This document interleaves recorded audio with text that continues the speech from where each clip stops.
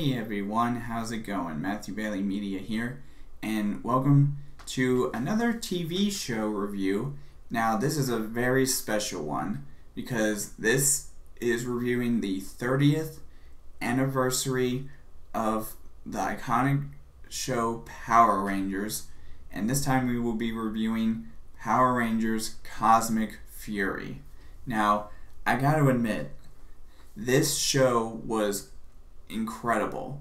I mean, it was technically, it still counts as season 3 of Dino Fury, which were the last two seasons of Power Rangers.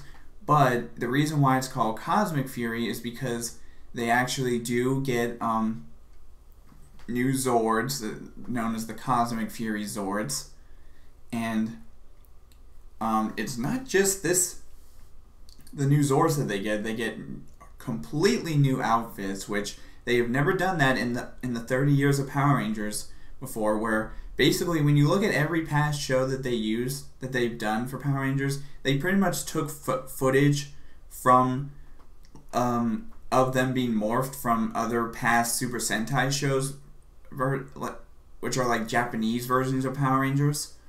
And I gotta say, this is the only thing they took footage from for this show is the Zords, because, I mean, I forgot what the name of the show was, the Super Sentai show was that they took these Zords from for the show, but it definitely seems like this is 100% new, and especially when it comes to their new outfits, because as you can clearly see, their outfits are amazing. And the other thing I like about this show is they basically take a lot of the thriller out of the show, because even though it is only 10 episodes, they do focus more on character development, story-driven plots, and I love that they did that. And it actually makes up for the fact that the show was only half the amount of length that a normal season of Power Rangers would be, which is like 20 to 22 episodes. But this time it's only 10 episodes, and every episode was still about 22 to 23 minutes, whatever, but it did focus more on this character-driven stories, the story development, and I will say Lord Zedd as somewhat the major villain of the show. And it's funny because they say he was supposed to be the main villain, but it's funny because we get introduced to a whole lot of other villains. Now, there is one villain that I was not too much a fan of, and I kind of hate that they shoved that into the story a little bit, but it's a young character who's actually the daughter of another villain in the show, known as Squillia, and they even had her holding like one of those like tripods you would use to hold your phone up in or whatever, as if you're like making a video or something. And they basically turned her into like an influencer type of villain, and I gotta admit that was kind of the one thing I did not like about the show. But that's the only thing. Her character was really the only thing I hated about the show, but other than that, this show was amazing. Heck, and again, slight spoiler for or I guess major spoiler for any of you who haven't seen the show yet. If you haven't seen the show before watching this video, go watch the show before you watch this video. So just to make sure you are fully aware that this is a spoiler warning. But there are so many characters / cameos that are featured in this show that honestly, I cannot believe how great this was. I mean, we had characters like Lord Zedd, obviously, who was the original villain of Mighty Morphin Season 2. We also, speaking of Mighty Morphin, we had the return of Billy Cranston, who we just saw in the Mighty Morphin Power Rangers Once and Always special that came out back in April. Sorry I didn't get a chance to review that, but I actually found out that that special actually took place in between the events of the beginning of that special took place right before the events of Dino Fury Seasons 1 and Seasons 2. Like, you had Dino Fury Season 1 after the events of the first part of the special. Then you had Season 2, and and then you have the second half of of Once and Always, which is kind of cool that they did that, trying to tie both of these specials together, as well as the first 2 seasons of Dino Fury. And again, Billy's not the only Ranger we get back as a cameo. We also got Mechanic from Ninja Steel and Super Ninja Steel. And to be fair, we did see him in Dino Fury Season 1 in the first episode. Or not the first episode. I think he was in episode 8 of Season 1. And he mentions the Ninja Nexus Prism, and it was kind of cool that they tied it back to that with his character. And again, I don't know if I remember reviewing Ninja Steel earlier in my YouTube career. Let me know if I did do a video on that, or I'll check it for myself. But I know that one thing that happened during the first season of Ninja Steel, right at the end, Mick himself actually became another Red Ranger, just like the current Red Ranger of that season, which was Brody, and also his dad. And he actually does become the Red Ranger again in this season, which I thought was kind of cool. And he got to pilot a Zord, which was awesome. And again, there's one Ranger that I was not expecting to show up in this show, even if he's only in like 3 episodes. But I still kind of like that they featured him, and they got to do something with his character that they couldn't do in his season, and that is Heckle, otherwise known as the Dark Ranger in this show. But in the show of Dino Charge and Dino Supercharge, he never got to morph into a Ranger, even when he was starting as a bad guy and redeemed himself as a good guy and helped his Dino Charge Rangers. But it's funny because that show takes place in another dimension from our main Power Rangers timeline.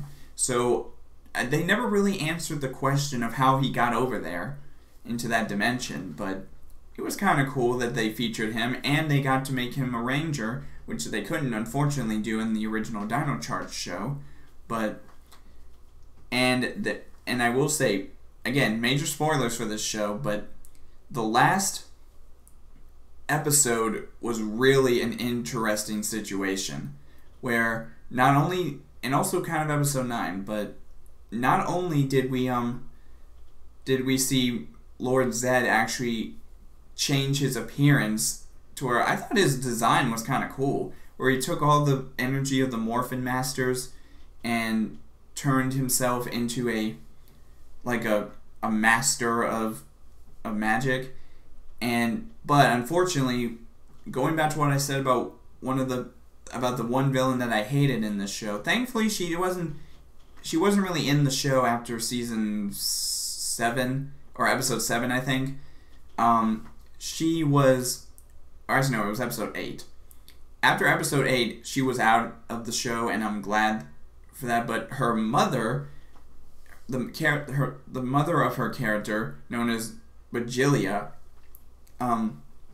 she was the one who helped free Zedd along with Scrozzle from Power Rangers Beast Morphers. Still not sure how he got involved in this, but it's revealed that she only freed him and came up with that plan of having him absorb all the energy of the Morphin Masters. And if y'all ever saw Power Rangers in space, you would know that she was gonna do the opposite of what Zordon's famous energy wave from In Space did, where it wiped out the United Alliance of Evil. But in this case, she would use Zedd's energy to wipe out all that is good. And I like that they kind of tied it back to that moment. And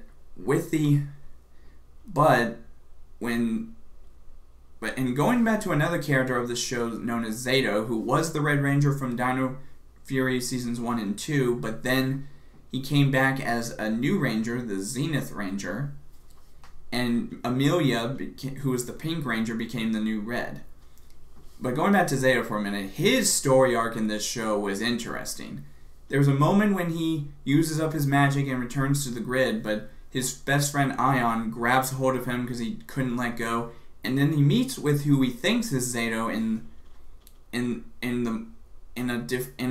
I think it's the Morphin Grid, and he says, And there's a line that this being disguised as Zayto says to Aiyon before he brings him back. And I tell you, that made me excited, because now it's like, could this actually be the full end of Power Rangers, and they're going to start with a reboot, or are they actually going to try their best to slowly continue the continuity of these characters, like bringing back Billy and some of the characters from Mighty Morphin, or are they just going to fully do a reboot? Because it was never made clear, especially with the possible return of Zordon. Yes, again, I said major spoilers, but the being that was disguised as Zayto in the morphing grid was actually the spirit of Zordon. And most people thought he was gone after In Space, but it turns out... But again, they say that his energy wave wiped out all that is good, or all that is evil, sorry. But we still ended up having we still had other villains that showed up after his famous energy wave. Like, we had the Lost Galaxy villain, we had the Lightspeed Rescue villains, we had Wild Force. I mean, we had a bunch of different villains that still came in and pretty much took over. And it's nice to know that this show actually does sort of tie into the events of SPD, because SPD is a show that took place in the year 2025, and they mentioned that the name of the city that was in that show was New Tech City, and they mentioned that city in Cosmic Fury. But again, I'm really excited for the future of Power Rangers, and again, this is celebrating 30 years of Power Rangers. Funny enough, I'm 24 years old, about to turn 25, so I've only been alive for like 25 seasons of Power Rangers. But I think the first show I actually started watching as I was growing up was, I think, around RPM or Samurai, which is funny because I had to go back and rewatch a lot of the other shows. I even have pick a bunch of stuff in my a bunch of the shows outside in my living room. But anyways, let me give you my rating of the show.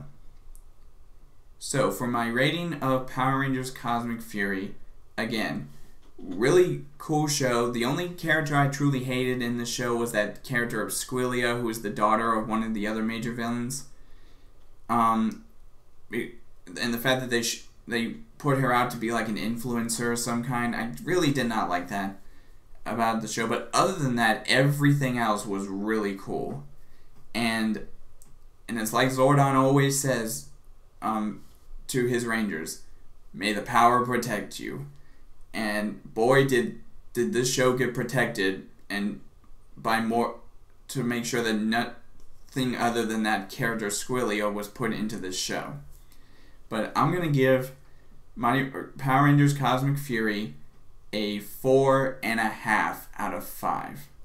Yep, that's right, 4.5 out of 5. Again, that one last 0.5% is mainly due to the character of Squillia, but other than that, everything else is cool.